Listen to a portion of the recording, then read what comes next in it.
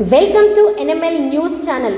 రాష్ట్రంలో వైద్య సదుపాయాలు మెరుగుపరచడం, ఆరోగ్య బీమాలో మార్పులు, కొత్త వైద్య కళాశాలలు, ఉచిత వైద్య పరీక్షలు, యోగా, నేచురోపతి అభివృద్ధి వంటి అంశాల్లో తీసుకురావాల్సిన చర్యలపై ముఖ్యమంత్రి నారా చంద్రబాబు నాయుడు సమీక్షించి అధికారులకు పలు సూచనలు చేశారు. పేదలపై భారం తగ్గేలా ప్రతి మండలంలో జనరిక్ ఔషధాలు లభించేలా చూడాలని భావిస్తున్న ముఖ్యమంత్రి దీనికి సంబంధించి వైద్య ఆరోగ్య శాఖ ఉన్నతాధికారులతో సచివాలయంలో సోమవారం జరిగిన సమీక్షలో కీలక నిర్ణయం తీసుకున్నారు.